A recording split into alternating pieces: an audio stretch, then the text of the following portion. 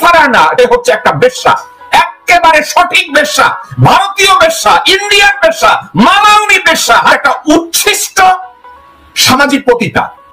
এই নদী রুমিন সে বলে ইউনূস সরকার সার্বিকভাবে ব্যর্থ, ইউনূস সরকার দেশের কোনো উন্নতি করে না এবং যে কোনো মূল্যে ইউনূসকে তাড়াতাড়ি সরাইয়া তাড়াতাড়ি একটা নির্বাচন দেওয়া হোক যাতে ওর বাপা ভারত আইসা এখানে একটা ভাগ বসাইতে পারে।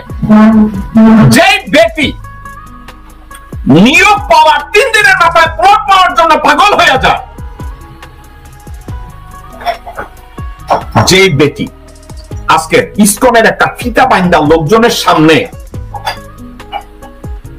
রাবণের গীত গায়, সীতার গীত গায়, এর মতো লোক, এর মতো একজন নটি, তার উপরে বাংলাদেশের 17 কোটি মানুষ বা বাংলাদেশের রাজনীতি অথবা বাংলাদেশ জাতীয়তাবাদী দল এর মতো একটা মানুষের প্রতি বাংলাদেশের রাজনীতি এর মতো মানুষের কাছ থেকে কি ভালো কিছু আশা করতে পারে? বেগম জিয়া আসার পরে হঠাৎ জড়াই ধরে কাঁদলো, সে বুঝছে যে এবার এখন নাটকটা করতে পারলে একটা পজিশন মিলবে, নাটকটা ঠিক মতো করতে পারলে আমার একটা ফায়দা আছে, এই জন্য একেবারে কাইন্ডা পেশাব কইরা বমি কইরা চিন্তায় পড়ছে।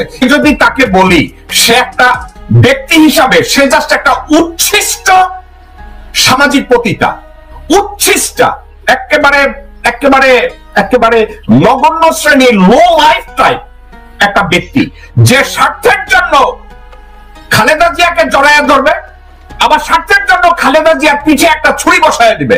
এই মুহূর্তে এই বর্তমান 2 পয়সার উকিল রুমিন ফারহানা সে যত কথাবার্তা বলে, তারে যদি কেউ স্ক্রিপ্ট লিখে দেয়, তাকে যদি কেউ স্ক্রিপ্ট লিখে দেয়, তাহলে ওই স্ক্রিপ্টটা সে গলাবাজি করে ডান্ডার মতো চিল্লায় চিল্লায় কইতে পারে। কিন্তু আমি একদিন যদি তাকে দেখতাম যে একটা ব্রিফিং নিয়ে একটা হিয়ারিং কেমনে করে যাদের সামনে, আমি তাহলে দেখতাম তার পরনের জাইঙ্গার রং লাল না কালা, আমি দেখে ফেলাইতাম। আমি এটা দেখি না, কিন্তু আমার কথা হইতেছে নৈতিকভাবে আমি জিজ্ঞাসা করি, সাবজেক্টটা নৈতিক। আপনাকে যদি বলা হয় যে আপনি আটলান্টিক পাড়ি দিতে হবে একটা নৌকায় কইরা, এখন আপনি আপনার সাথে এমন একজন মানুষকে খুঁজবেন, নিবেন যাকে আপনি 100% বিশ্বাস করেন যে আপনার প্রতি লয়াল, তাকেই আপনি আপনার সঙ্গী করবেন, কারণ আপনি আটলান্টিক পাড়ি দিবেন। আপনি কি রুমিন ফারহানার মতো লোককে বিশ্বাস করে আপনার সাথে নিবেন? রুমিন ফারহানা ইদানিং যে আওয়ামী লীগের গণতান্ত্রিক অধিকার নিয়ে গলা ফাটায়, যে এখন বিভিন্ন টক শোতে গিয়ে ইসকনের একটা ফিতা হাতে দিয়ে আঙ্গুল দোলায়, একে আসলে বিএনপি আসলে করে? ব্রাহ্মণবাড়িয়া যেখান থেকে সে রাজনীতি করার জন্য এমপি ইলেকশনের জন্য লাফালাফি করছে, ওই এরিয়ায় কেউ তারে চায় না। তার এরিয়া লোকজনরা বলে নডি রুমিন। নডির অর্থ কি আমি জানি না, আপনি জানেন কিনা আমি জানি না, নডি না নটি এর অর্থ কি আমার ধারণা নাই। শিক্ষিত মানুষ, কোনো সন্দেহ নাই, কিন্তু নীতিগত ভাবে সে হচ্ছে একটা বেশ্যা, একেবারে সঠিক বেশ্যা, ভারতীয় বেশ্যা, ইন্ডিয়ান বেশ্যা, মালাউনি বেশ্যা, হাসিনার বেশ্যা, নারায়ণ চন্দ্রপালের বেশ্যা। কিন্তু তখন যখন তাকে গ্রেফতার করে আদালতে নেওয়া হলো, তখন সে বলছে আমি বিএনপি করি। কেন বিএনপি এখন ভারতের পাচাকে গন্ধটা কি শমশের মুবিন চৌধুরী পাইছে এই জন্য বলছে, নাকি অন্য কোনো কারণ আছে? এর চেয়ে বড় দন্যতা আর কি হতে পারে? একটা লোক যে জিয়া রহমানের সাথে পাশাপাশি যুদ্ধ করেছে, জিয়া পরিবার তাকে বিশ্বাস করেছে, তার শিক্ষাগত যোগ্যতা আছে, গভর্নমেন্টে তার ভালো পজিশন ছিল, এই লোকটা দলের সাথে বেইমানি করে, বাংলাদেশের সাথে বেইমানি করে সে ভারতের তল্পি বাহক হয়েছে, যেভাবে এইচটি ইমামরা হয়েছে, গহর রিজভির মতো লোকজনরা হয়েছে, জাস্ট হয়েছে। কুত্তার বাচ্চার পরিচয়টা তাদের কাছে ভালো মনে হয়েছে নিজের স্বার্থে। এই শুয়োরের বাচ্চা বেগম জিয়াকে অসম্মান করেছে, তারেক রহমানকে অসম্মান করেছে, বিএনপিকে অসম্মান করেছে, বিএনপির আন্দোলনের পিছে ছুরিকাঘাত করেছে। এই কুত্তার বাচ্চা আজকের আদালতে গিয়ে বলে আমি বিএনপি করতাম। এর চেয়ে আর ধন্যতা, এর চেয়ে আর হাস্যকর আর কি হতে পারে? এটা কি জানেন, টানবাজারের একজন বেশ্যা এসে বলে আমি একসময় ইমামতি করতাম। এই সামাজিক বেশ্যা এবং পতিত ভারতীয় চুতপারানির ছেলে $29 মিলিয়ন স্যাটেলাইটকে 235 মিলিয়ন 300 মিলিয়ন খরচ করে এই বালবন্ধু স্যাটেলাইট উৎক্ষেপণ করেছে, যা বাংলাদেশের রাষ্ট্রীয় কোনো কাজে লাগে নাই। যে স্যাটেলাইটের অবস্থান বর্তমানে ফিলিপিন্স বা আকাশে অক্ষাংশের এমন একটা জায়গায় দাঁড়ায় আছে, বাংলাদেশের কোন জায়গায় তা কাজে আসছে না। দর্শকবৃন্দ, এই $29-30 মিলিয়ন স্যাটেলাইটকে $300 মিলিয়ন নিয়ে এখানে জয় নিজে ইনভেস্ট করে নাই, সালমান রহমান কোন ইনভেস্ট করে নাই, সরকার ইনভেস্ট করেছে, কিন্তু এর মালিকানা বাংলাদেশ সরকারের না। আমি ডক্টর আসিফ নজরুল এবং অর্থ মন্ত্রণালয়ের দায়িত্বে যিনি আছেন তার দৃষ্টি আকর্ষণ করে বলছে, এই স্যাটেলাইটের উপরে 3 সদস্যের একটা কমিশন গঠন করা হোক, তাদেরকে ইনভেস্টিগেট করার দায়িত্ব দেওয়া হোক, অথবা এফবিআই কে ডেকে এটা ইনভেস্টিগেট করার দায়িত্ব দেওয়া হোক, সঠিক তথ্য উপস্থাপন করা হোক যে স্যাটেলাইট নির্মাণে কত টাকা খরচ হয়েছে। এটা বাংলাদেশের জনগণ জানতে চায়, কারণ এই টাকাটা তাদের। এবং প্রতি মাসে এর ব্যবস্থাপনার জন্য সজীব আহমেদ ওয়াজেদকে $4.1 মিলিয়ন দেওয়া হতো শুধু ব্যবস্থাপনার জন্য, মেইনটেনেন্সের জন্য, স্যাটেলাইট মেইনটেনেন্সের কাজ করার। এই শুয়োরের বাচ্চা এখন বলে স্যাটেলাইট নষ্ট হলেও সে দায়িত্ব নেবে না। আরে শুয়োরের বাচ্চা, তোরে দায়িত্ব কে দেয়? শালা নটির পোলা, তোরে দায়িত্ব দেবে কুত্তার বাচ্চা। তুই দায়িত্ব নেয়ার কে? কুত্তার বাচ্চা। তুই স্যাটেলাইটের কি জানিস? হারামজাদা শুয়োর। আমি অত্যন্ত দুঃখিত, আমি বাজে শব্দ ব্যবহার করেছি এই শুয়োরের উপরে। আপনি কি এটার উপরে কোনো মন্তব্য করবেন? জয় বলেছে সে ওটা স্যাটেলাইট নষ্ট হলেও দায়িত্ব নেবে না। ওকে দায়িত্ব নেওয়ার কথা কে বলেছে? এই শুয়োরের বাচ্চা কোন যোগ্যতা আছে? স্যাটেলাইটের উপরে লেখাপড়া করে নাই। এই শুয়োরের কোনো দায়িত্ব নাই। প্রতি মাসে $4 মিলিয়ন উপরে নিছে এই স্যাটেলাইট মেইনটেনেন্সের জন্য, যেটা রাষ্ট্রের জন্য একটা বোঝা। আর এখন বলে সে স্যাটেলাইটের দায়িত্ব নেবে না। ওরে কেউ দায়িত্ব নেওয়ার কথা বলছে? কেউ বলে নাই। নিজের থেকে কুত্তার বাচ্চা এই উক্তিটা করেছে। আরো একটা কথা এই বিষয়ে আমি শেষ করতে চাই। এই বঙ্গবন্ধু স্যাটেলাইটের মালিকানা, আপনি তাদের ইনভেস্টিগেট করার কথা বলেছেন, আপনি বলেছেন যেটা এই টাকা রিকভার করা হোক, ওয়ার ফ্রড, মানি লন্ডারিং এর সাথে সজীব আহমেদ ওয়াজেদ এই স্যাটেলাইটের নামটা ব্যবহার করেছে। তো আমার কেন যেন মনে হয় এই মুহূর্তে বঙ্গবন্ধু স্যাটেলাইটের পিছনে যে অর্থ যোগান বাংলাদেশ ব্যাংক দিয়েছে, এটাকে এই মুহূর্তে তাড়াতাড়ি কোর্টে তুলে এর মালিকানা কোথায় এই সাবজেক্টটা ক্লিয়ার করে তারপরে জনগণের সামনে তুলে ধরা হোক।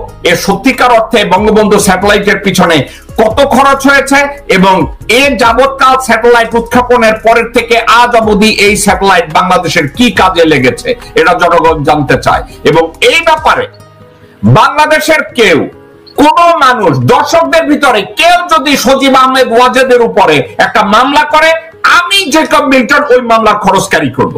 কেউ যদি এটার উপরে মামলা করে, আমি ওয়াদা করছি আমি এই মামলার দায়িত্ব নেব যদি কেউ করতে চায়, কারণ এই বিষয়টা সামনে আসা উচিত। কয়েকটা সাবজেক্ট। এই স্যাটেলাইট তৈরি করতে কত টাকা মূলত খরচ হয়েছে, এই স্যাটেলাইটের টাকা, এই যে $300 মিলিয়ন উপরে খরচ হয়েছে, এই টাকাটা কে দিয়েছে? প্রতি মাসে মেইনটেনেন্স বাবদ $4 মিলিয়ন নিয়েছে, এই টাকাটা কে, কোথায়, তাকে কিভাবে দেওয়া হয়েছে, এর প্রত্যেকটা জিনিস সামনে আসতে হবে। এবং আরেকটা জবাবদিহি করতে হবে, বাংলাদেশ ব্যাংক, বাংলাদেশ সরকার যদি এটার অর্থায়ন করে, তাইলে এর মালিকানা কেন বাংলাদেশের জনগণ হবে না, বাংলাদেশের সরকার হবে না? আমি এটা ক্লিয়ার কাট একটা ধারণা চাচ্ছি। আমাদের বাংলাদেশের স্বাধীনতার স্থপতিদের মধ্যে কয়েকজনের নাম বলি। নবাব স্যার সলিমুল্লাহ, উনি ওনার সময়ে বাংলাকে একত্র করতে চেয়েছে, বাংলার স্বাধীনতা চেয়েছে, বাংলার জন্য অবদান রাখতে চেয়েছে, ওনাকে ইংরেজরা মেরে ফেলেছে।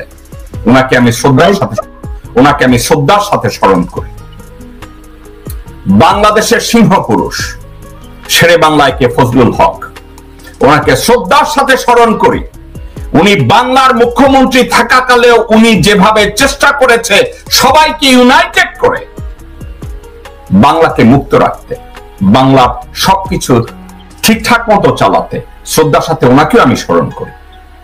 আমাদের আদর্শের সৈনিক, জনমানুষের সৈনিক মাওলানা আব্দুল হামিদ খান ভাসানী জীবনের প্রতি কণা রক্ত বিদ্যুৎ দিয়ে চেষ্টা করেছে বাংলার মানুষের মুক্তি আনার জন্য। জীবন উজাড় করে দিয়েছে, কিছু পেতে চাননি, করেননি এমন কোনো কাজ নাই জনগণের স্বার্থে, নিজের স্বার্থ কখনো দেখতে চান না। আমি স্মরণ করছি মাওলানা আব্দুল হামিদ খান ভাসানীকে।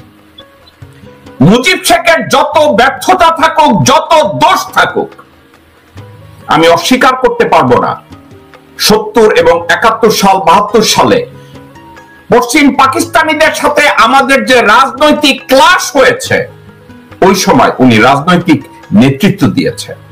তো ওনাকে আমি যদি অস্বীকার করি, দেন আমি ইতিহাসকে সঠিকভাবে বিচার করব না। বাংলাদেশের রাষ্ট্রীয় ফরমেশন এবং ইনফ্রাস্ট্রাকচার ছিল না।